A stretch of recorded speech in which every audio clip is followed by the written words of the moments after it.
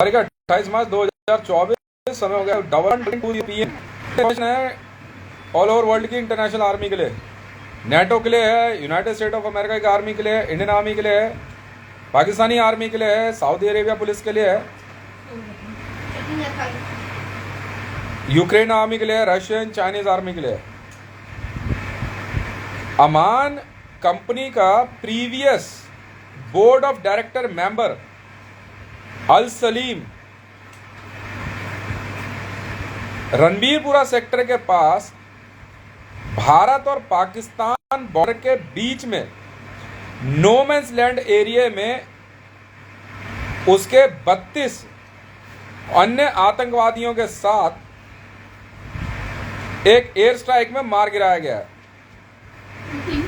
अल सलीम पिछले लंबे समय से भारत में वेश बदल के प्रधानमंत्री के पद पे आने की कोशिश कर रहा था और इसकी मदद भारत का एक ऐसा व्यक्ति कर रहा था जो भारत में प्रधानमंत्री के पद पे बैठा हुआ था, वो था नरेंद्र दामोदर दास मोदी। मोदी और अल सलीम के बीच में एक एमओयू हुआ था जिसके तहत अल सलीम दक्षिण भारत एक व्यक्ति की आईडी श्रीवासन नाम से समथिंग से भारत का अगला प्रधानमंत्री बन के आना चाह रहा था। और आज दिल्ली हाई कोर्ट में दोपहर 11:30 पे एक व्यक्ति एक्साइज कमिश्नर के तौर पे, जी हां मैं रिपीट कर रहा हूं, दिल्ली हाई कोर्ट में एक्साइज कमिश्नर के तौर पे पेश हुआ था। ये वही व्यक्ति था जो अल सलीम था। बहुत लंबे समय से ये हमारे बजट को निकाल दिया गया था और निकालने के बाद ये पाकिस्तान की मदद से भारत के प्रधानमंत्री कार्यालय में सेंध आने में लगा। फिदा स्क्वाड्रन ने इसके पूरे गैंग का सफाया किया है। अब से मात्र 15 मिनट पहले इसको कई इस्लामिक देशों की सपोर्ट की, जिनमें Raisi from Iran, Salman of Saudi Arabia and Arif Alvi from Pakistan से सीधी सपोर्ट थी। ये आज दिल्ली हाई कोर्ट में आने के बाद अपना एक उल जुलूल हलफनामा पेश करते हुए अपने आप को भारत का नागरिक बता करके इसने एक एनओसी की मांग करी। वो एनओसी इसको नहीं दी गई। उसके बाद ये कहते हुए चला गया कि आप लोग कुछ समझते नहीं हो, और वहां से ये सीधा कश्मीरी गेट बस अड्डे पे पहुंचा और कश्मीरी गेट बस अड्डे से अपनी एक प्राइवेट बस जिसका रंग लगभग ब्लैक कलर था और एक्साइज कमिश्नर की झूठी फोर्स लेकर के ये सीधा रणबीरपुरा सेक्टर की तरफ पहुंचा।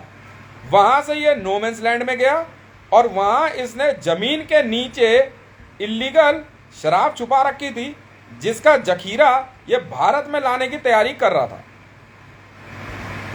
अरविंद केजरीवाल इसका ही गुर्गा था और इसी दम पे अरविंद केजरीवाल की जमानत याचिका भारत की हाई कोर्ट में लगाई गई। असली में कैनेबलिस्ट था और ये आईएसआईएस का आतंकवादी भी था। भारत के एसपीजी डिपार्टमेंट को कई बार हमने चेतावनी जारी की, आज इंडियन एयरफोर्स को चेतावनी जारी की थी, यदि आपने हमारी एयर स्ट्राइक या हमारे किसी भी ऑपरेशन को रोकने की कोशिश करी तो आपके लिए अंजाम वही होंगे जो आपको हमने दिखाया है। एक मार्क 84 भारत में एक निर्जन स्थान पे गिराया गया है, आप चाहे तो देख सकते हैं। इंडियन एयरफोर्स की इतनी काबिलियत नहीं है कि वो हितेश रे 1 एयरफोर्स से टक्कर ले सके।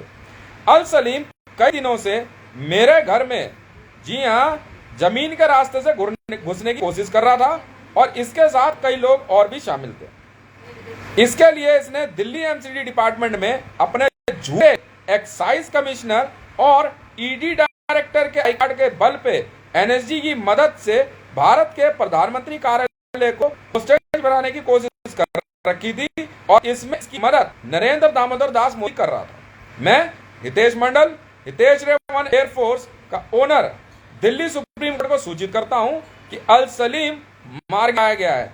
अगर आज हमें जरूरत पड़ती अल सलीम को मारने के लिए हम 15 मेगाटन का इस्तेमाल कर सकते थे, पर उससे थोड़ी दूरी पे इंडियन आर्मी का जमावड़ा था और एक कंटोनमेंट भी है, इसलिए हमने 15 मेगाटन का इस्तेमाल नहीं किया। मैं पूरे विश्व को चेतावनी जारी करता हूं, यदि किसी ने भी रिटेलिएट करने की कोशिश करी तो हम किसी भी प्रकार का युद्ध लड़ने में सक्षम हैं।